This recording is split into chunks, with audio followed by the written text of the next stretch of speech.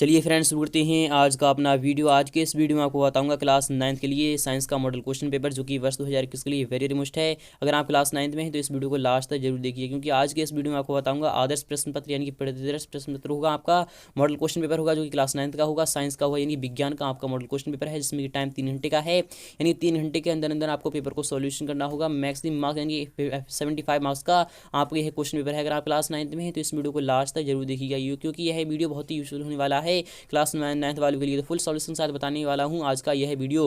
तो निर्देश आपके सामने आ चुका है। पहला निर्देश आपके सामने है। जब आप निर्देश पढ़ते हैं तभी आपको समझ में आता है कि क्वेश्चन पेपर कहना क्या चाहता है। तो पहला निर्देश है कि प्रश्न पत्र में दिए गए सभी निर्देश आप सावधानी पूर्वक पढ़ें, फिर प्रश्नों के उत्तर देना लिख दें। आप चलते हैं क्वेश्चन सेकंड वाला दे लेते हैं कि प्रश्न पत्र में 2 खंड हैं तथा खंड आ में यानी तथा खंड आ के सभी प्रश्न अनिवार्य हैं। यानी खंड आ में आपके जितने भी क्वेश्चन दिए जाएंगे आपको सभी को सॉल्यूशन करना अनिवार्य होगा। थर्ड है कि खंड वा के प्रश्नों के उत्तर दी गई यानी टिप के अनुसार आपको लिखना होगा, यानी कि उसमें बताया जाएगा आपको कि कौन सा क्वेश्चन करना है, कौन सा छोड़ना है। तो चौथा है कि आंतरिक विकल्प प्रश्न यानी प्रश्न क्रमांक 5 से आपको सभी प्रश्न में दिए गए हैं। तो खंड आ आपके सामने यहाँ से शुरू हो रहा है, यानी खंड आ आपको कंप्लीटली सॉल्व करना है। तो पहला यानी खंड आ आपके सामने मौजूद हो चुका है। क्वेश्चन नंबर 1 है खाली स्थान भरिए, यानी कि आपको रिक्त स्थान भरना है। Fill in the blanks. तो क्वेश्चन नंबर 1 का पहला वाला क्वेश्चन है कि डैश को जीवन की क्रियात्मक इकाई कहते हैं। फ्रेंड्स, किसको हम जीवन की क्रियात्मक इकाई कहते हैं? तो आपको पता होगा सेल यानी कि कोशिका को जीवन की क्रियात्मक इकाई कहा जाता है, इसलिए आपका यहाँ पर क्या आ जाएगा, यहाँ पर सेल यानी कि कोशिका आ जाएगा। चलते हैं नेक्स्ट पे, यह क्वेश्चन आपका 1 अंक का होगा। सेकंड वाला है कि फास्ट ब्रीडिंग का कार्य भारत के केंद्र में जारी है। फ्रेंड्स, जो फास्ट ब्रीडिंग है उसका जो कार्य है वह भारत के किस केंद्र में जारी है, आपको इसका जवाब देना होगा। यह क्वेश्चन आपका 1 अंक का है। यह आपका होमवर्क में है, यह क्वेश्चन आपका 1 अंक का है। लास्ट में मैं आपको बताऊंगा कुछ ऐसे प्रश्न जो कि एग्जाम में बार बार पूछे जाते हैं, इसलिए बनी रहिए हमारे साथ वीडियो के लास्ट तक। सेकंड थर्ड वाला क्वेश्चन है कि किसी परमाणु का द्रव्यमान यानी कोई भी परमाणु है का द्रव्यमान 27 है तथा परमाणु संख्या 13 है, तो परमाणु में यानी कितने इलेक्ट्रॉन होंगे तथा कितने न्यूट्रॉन होंगे। तो आपको पता होगा यानी कि उसमें कितने न्यूट्रॉन होंगे और कितने प्रोटॉन यानी प्रोटॉन होंगे। तो आपको पता होगा किसी परमाणु का द्रव्यमान जो 27 है तथा परमाणु संख्या 13 है, तो परमाणु में यानी जितने इलेक्ट्रॉन होंगे उतने ही यानी न्यूट्रॉन होंगे, यानी कि बराबर होंगे, इसलिए आपका क्या आएगा यानी इक्वल आएगा। क्वेश्चन नंबर 4 है जब कोई भी वस्तु है, मान लो कोई भी वस्तु है आराम की स्थिति में है, यानी कि वह रुकी हुई है यानी थमी हुई है। जब कोई भी वस्तु विराम अवस्था में यानी कि वस्तु आराम की स्थिति में आती है तो अंतिम बिंदु यानी अंतिम बिंदु में वेग होता है। तो कैसा यानी कि अंतिम बिंदु में जो वेग होता है वह आपका शून्य होता है, यानी कि 0 होता है, इसलिए आपको यहाँ पर यानी शून्य यानी कि 0 आ जाएगा। क्वेश्चन नंबर 5 है कि डैश करने की दर को यानी शक्ति कहते हैं, यानी किसके करने की दर को शक्ति कहते हैं। तो आपको पता होगा कार्य करने की क्षमता यानी कार्य करने की दर को हम शक्ति कहते हैं, इसलिए आपका क्या आ जाएगा यानी कार्य यानी वर्क आ जाएगा। यहाँ पर चलते हैं नेक्स्ट पे, क्वेश्चन नंबर 2 लेते हैं। आ चुका है आपके सामने वेरी मोस्ट, यह भी आपका 1 अंक का क्वेश्चन होगा, यानी कि क्वेश्चन का जवाब देने पर आपको 1 अंक मिल जाएगा।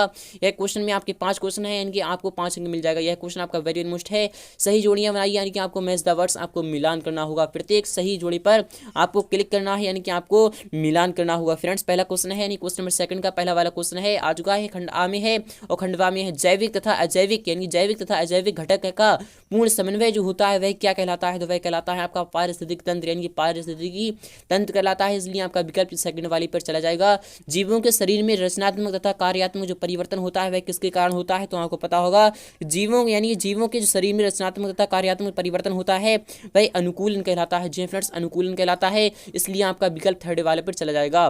पौधों के औषधीय उपयोग होते हैं। फ्रेंड्स, पौधों के जो औषधीय उपयोग होते हैं वह कहाँ पर होते हैं? तो आपको पता होगा वह आयुर्वेद होते हैं। जी फ्रेंड्स, आयुर्वेद होते हैं, इसलिए आपका पहली बारी पे चला जाएगा। पदार्थ का जो सरलतम रूप होता है वह क्या होता है? फ्रेंड्स, जिस पदार्थ का जो सरलतम रूप होता है वह होता है आपका तत्व होता है। जी फ्रेंड्स, तत्व होता है दूध, यानी दूध है कोलाइडल घोल होता है, इसलिए आपका विकल्प यानी कि चौथी वाली पर चला जाएगा। चलते हैं नेक्स्ट पे, क्वेश्चन नंबर 3 लेते हैं। तो फ्रेंड्स, उम्मीद करूंगा आपको वीडियो बहुत ही अच्छी लग रही होगी। अगर वीडियो अच्छी लग रही है तो वीडियो को लाइक करना, शेयर करना बिलो भी ना भूलें। क्वेश्चन नंबर 3 भी आ चुका है, यहाँ सामने है, वेरी मोस्ट है, बार बार आता है कि मरुद्भिद यानी क्वेश्चन नंबर 3 में क्या कह रहा है पहले तो देख लेते हैं कि सही विकल्प आपको चुनकर लिखना है। यानी मरुद्भिद पौधों में जल को बचाने के लिए पत्तियों में रंध्र नहीं होते हैं, रंध्र नहीं खुलते हैं, या फिर रंध्र धसे होते हैं, या फिर रंध्र बाहरी त्वचा पर होती हैं। तो आपको पता होगा मरुद्भिद पौधों में जल को बचाने के लिए पत्तियों में क्या होते हैं? वह होते हैं रंध्र धसे होते हैं।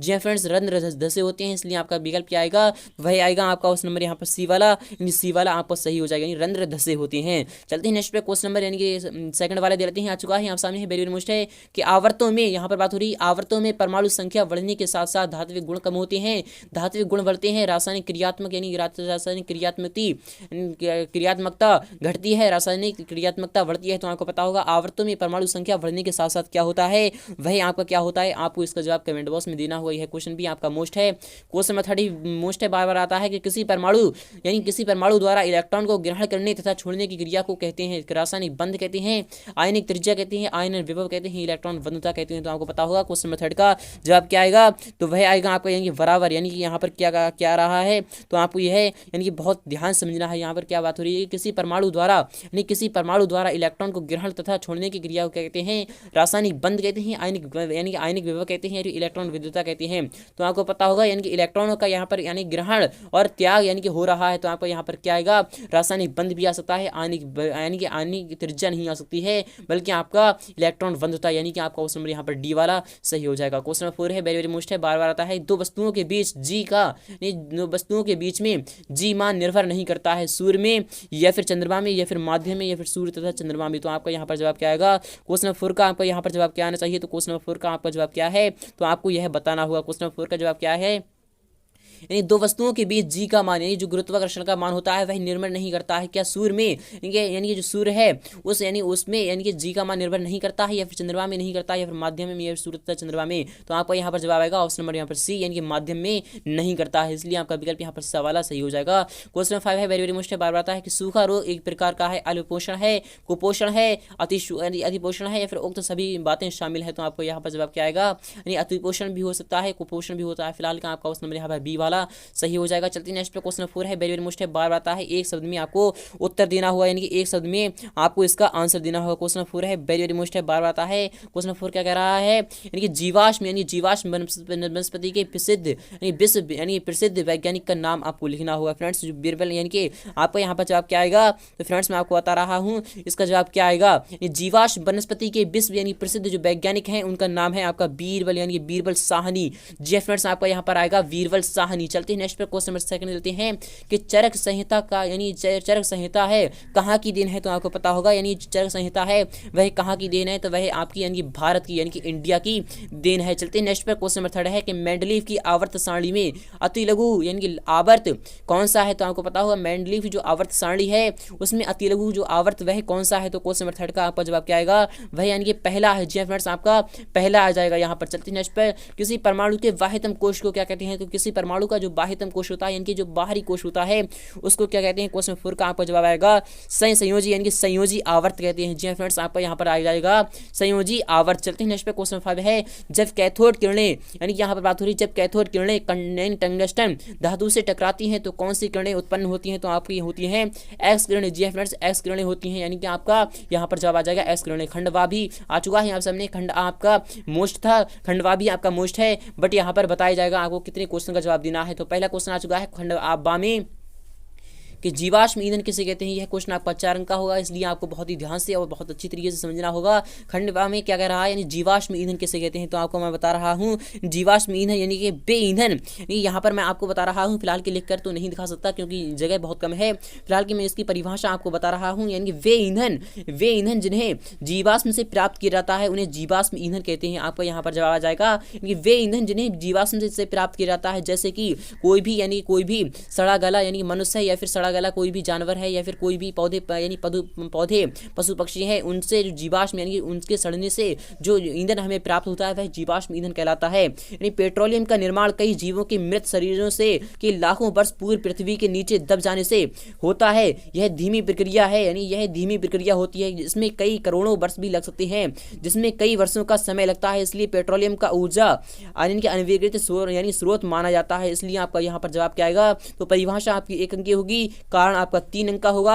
इस तरीके से आप लिख सकते हैं। यह क्वेश्चन आपका मोस्ट है, बार बार आता है। तो फ्रेंड्स चलते हैं नेक्स्ट पे, यानी नेक्स्ट क्वेश्चन भी देते हैं। नेक्स्ट क्वेश्चन भी आ चुका है, क्वेश्चन नंबर 12 है आपके सामने है, वेरी वेरी मोस्ट है। क्वेश्चन नंबर 12 क्या कह रहा है कि पेट्रोलियम का ऊर्जा का यानी पेट्रोलियम को ऊर्जा का अनवीकरणीय यानी अनवीकरण स्रोत क्यों का माना जाता है। तो मैंने इसका आपको यानी कि इसकी मैंने परिभाषा अभी सुना दी है, और जीवाश्म ईंधन किसे कहते हैं उसकी भी परिभाषा मैंने आपको सुना दी है। तो फ्रेंड्स उम्मीद करूंगा आपको वीडियो बहुत ही अच्छी लग रही होगी। तो क्वेश्चन नंबर अथवा वाला देख लेते हैं, यानी बायोगैस के अवयवों को आपको नाम यानी कि आपको क्या लिखना है, तो अवयवों की आपको नाम लिखना है। फ्रेंड्स मैं आपको बता रहा हूँ, फिलहाल के लिखकर तो नहीं दिखा सकता, फिलहाल की मैं आपको बता रहा हूँ। अगर आप चाहते हैं लिखकर यानी कि नोट्स के साथ तो मैं आपको बताऊंगा इसका फुल नेक्स्ट वीडियो में।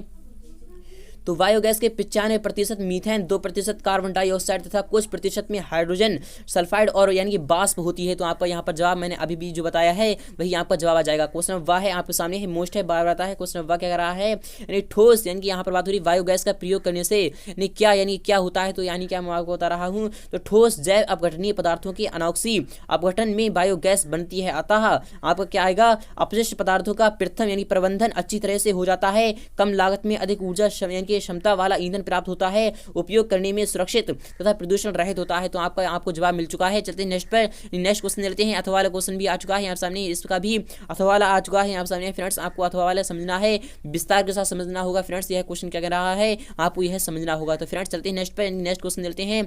आ चुका है यहाँ सामने, यहाँ पर बात हो रही है दो वस्तुएं हैं जिनका द्रव्यमान है m1 तथा m2 भार वाली है, आर्धुरी स्थिति है, इन पर कार्य करने वाले बल की गणना करना है आपको तथा इस बल को क्या कहते हैं परिभाषा भी आपको देना होगा। फ्रेंड्स यह न्यूटन की गति का सेकंड नियम है, आपको यह पता होगा। फ्रेंड्स चलते हैं क्वेश्चन 5 लेते हैं, यानी क्वेश्चन में नेक्स्ट वाला है सोडियम तथा क्लोरीन से सोडियम क्लोराइड यानी सोडियम क्लोराइड बनने की क्रिया को आपको वर्णन करना होगा। यानी सोडियम तथा क्लोरीन से किस तरीके से सोडियम क्लोराइड यानी कि नमक बनता है आपका। तो सोडियम यानी सोडियम के हम 2 परमाणु लेते हैं और क्लोरीन तो आपकी होती है यानी Cl2 होती है। तो आपका यहाँ पर क्या आएगा NaCl, यानी कि आपका जवाब आपको मिल चुका है। चलते हैं अथवा की तरफ, ये रहा आपके सामने है कि विद्युत संयोजी यौगिक जिन अधिक घनत्व वाले ठोस पदार्थ क्यों होते हैं, आपको यह लिखना होगा। यह क्वेश्चन भी आपका 5 अंक का है। अथवा क्वेश्चन लेते हैं, मिश्रित खेती किसे कहते हैं, इसके 3 आपको लाभ लिखना होगा। यह क्वेश्चन अथवा वाला क्वेश्चन भी आ चुका है आप सामने, मोस्ट है क्वेश्चन नंबर, यानी कि अथवा वाला क्वेश्चन है कि पालतू पशुओं में बीमारियों की रोकथाम के लिए क्या उपाय करना चाहिए। तो आपको यह बताना होगा। क्वेश्चन सेकंड है, सोनार का प्रयोग करके समुद्र की गहराई का पता कैसे लगाया जाता है, आपको समझाना होगा। यह क्वेश्चन भी आपका 6 अंक का है। अथवा वाला क्वेश्चन है, श्रव्य तथा प्रश्रव्य ध्वनियां क्या है, उदाहरण देकर आपको समझाना होगा। क्वेश्चन 13 है, स्थितिज ऊर्जा की गणना के लिए सूत्र आपको लिखना होगा। और अथवा वाला क्वेश्चन है, किसी वस्तु की गतिज ऊर्जा के लिए आपको सूत्र लिखना होगा। फ्रेंड्स उम्मीद करूंगा आपको वीडियो बहुत ही अच्छी लगी होगी। अगर वीडियो अच्छी लगी तो वीडियो को लाइक करना, शेयर करना बिल्कुल भी ना भूलें। मिलते हैं नेक्स्ट वीडियो में फिर सॉल्यूशन।